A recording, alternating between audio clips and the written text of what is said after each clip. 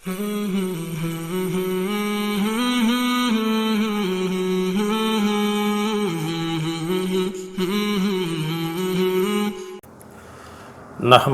نصلی علی رسولہ الکریم اما بعد فاعوذ باللہ من الشیطان الرجیم بسم اللہ الرحمن الرحیم۔ محترم ناظرین، السلام علیکم ورحمۃ اللہ وبرکاتہ۔ نماز رحمت الہی کے نزول کا سبب ہے۔ اللہ اور اس کے رسول احمد مجتبیٰ محمد مصطفیٰ صلی اللہ علیہ وآلہ وسلم پر ایمان لانے کا تقاضا ہے کہ لوگ بھلائی کے کام کریں، جن میں سرفہرست توحید باری تعالیٰ ہے، اور صرف اسی کی عبادت کریں، امر بالمعروف و نہی عن المنکر کا فریضہ انجام دیں، اور ذکر الہی میں مشغول رہنے کے لیے نماز پنجگانہ کی حفاظت کریں، کیونکہ ان خوبیوں کے سبب دنیا میں ان پر رحمت الہی کا نزول ہوگا۔ اللہ تعالیٰ کا ارشاد ہے، والمومنون والمومنات بعضهم اولیاء بعض یامرون بالمعروف وینہون عن المنکر ویقیمون الصلاۃ ویؤتون الزکاۃ ویطیعون اللہ ورسولہ اولئک سیرحم اللہ۔ اور مومن مرد اور مومن عورتیں ایک دوسرے کے مددگار ہوتے ہیں، بھلائی کا حکم دیتے ہیں اور برائی سے روکتے ہیں، اور نماز قائم کرتے ہیں اور زکوٰۃ دیتے ہیں، اور اللہ اور اس کے رسول کی بات مانتے ہیں۔ اللہ انہی لوگوں پر رحم کرے، اللہ انہی لوگوں پر رحم کرے گا۔ اللہ تعالیٰ نے صحابہ رسول صلی اللہ علیہ وسلم کو بالخصوص اور دنیا میں بسنے والے مسلمانوں کو بالعموم مخاطب کر کے فرمایا کہ تم نماز قائم کرو، زکوٰۃ ادا کرو، اور تمام معاملات زندگی میں رسول اللہ صلی اللہ علیہ وسلم کی فرما برداری کرو۔ ایسا ہی کرنے سے رحمت باری تعالیٰ تم پر سایہ فکر رہے گی۔ چنانچہ ارشاد فرمایا، وَأَقِیمُوا الصَّلَاةَ وَآتُوا الزَّکَاةَ وَأَطِیعُوا الرَّسُولَ لَعَلَّکُمْ تُرْحَمُونَ۔ اور مومنو، تم لوگ نماز قائم کرو، زکوٰۃ ادا کرو، اور رسول کی اطاعت کرو تاکہ تم پر رحم کیا جائے۔ اگر کوئی شخص فرض نمازوں کے علاوہ نفل کا بھی اہتمام کرتا ہے تو وہ بھی رحمت الہی کا مستحق ٹھہرتا ہے۔ چنانچہ سیدنا عبداللہ بن عمر رضی اللہ تعالیٰ عنہ فرماتے ہیں، رسول مقبول صلی اللہ علیہ وسلم نے فرمایا، جو شخص نماز عصر سے قبل 4 رکعتیں ادا کرتا ہے، اللہ تعالیٰ اس پر رحم فرمائے۔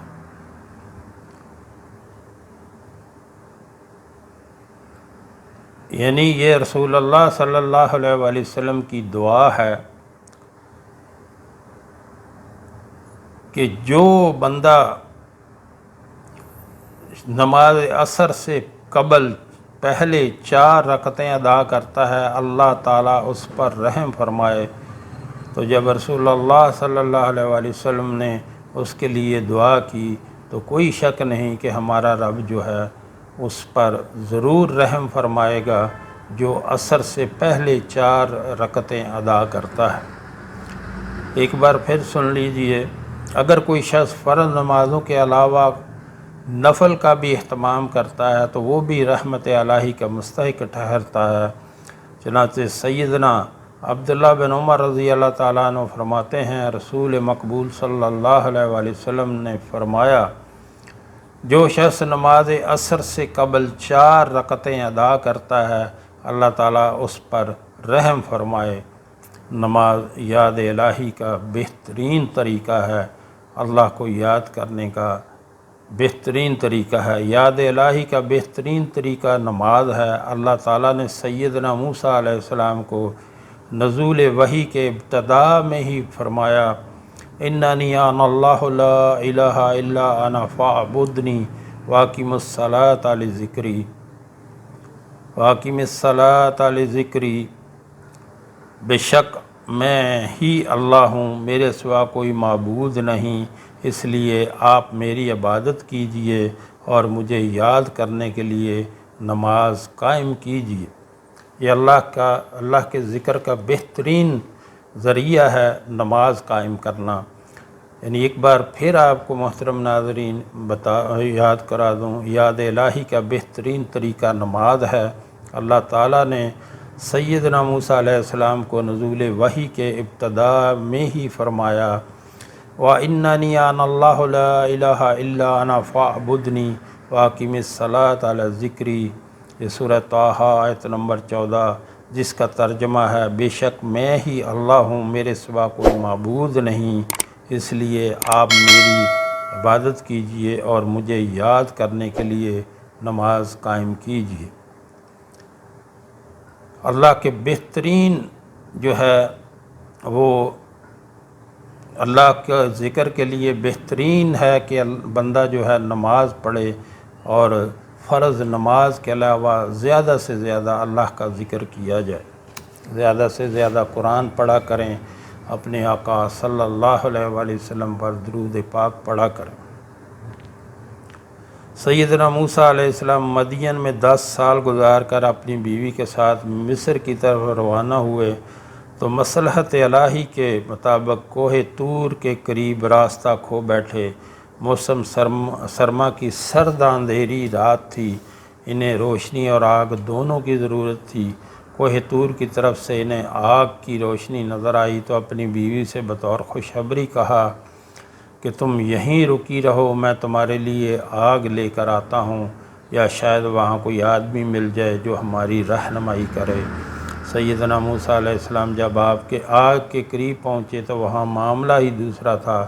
وہاں وادی کے داہنے جانب ایک درخت تھا جو بقا نور بنا ہوا تھا۔ وہاں سے آواز آئی، اے موسیٰ، میں آپ کا رب ہوں اور آپ سے مخاطب ہوں، اور آپ اس وقت مقدس وادی طویٰ میں کھڑے ہیں۔ اپنے رب کے لیے تعظیم اور تواضع اور ادب کا اظہار کرتے ہوئے جوتے اتار دیجیے۔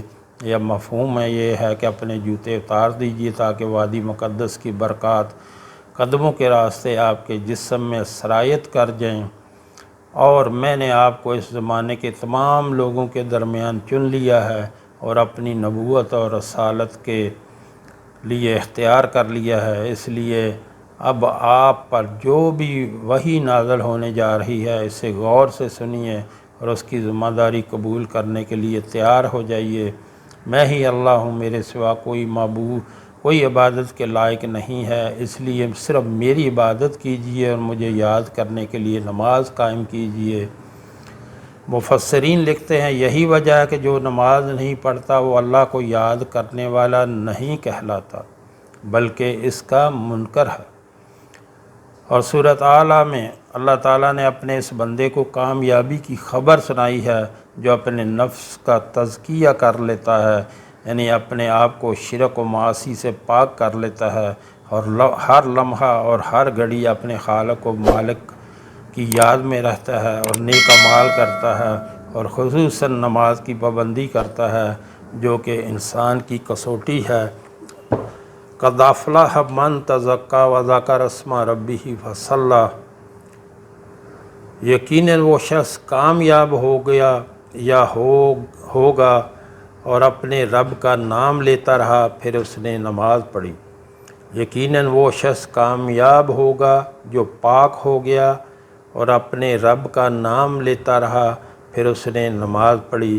قد افلح من تزکیٰ وذکر اسم ربہ فصلی۔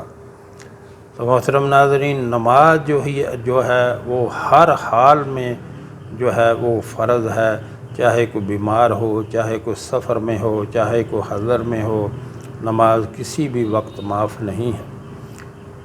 مزید برآں فرمایا کہ نماز قائم کرو، یقیناً نماز بے حیائی اور برائی سے روکتی ہے، اور اللہ کو یاد کرو کہ اللہ کی یاد اور ذکر ہر چیز سے بڑا ہے، کیونکہ دراصل یاد الہی ہی انسانوں کو فحش اور برے کاموں سے روکتی ہے۔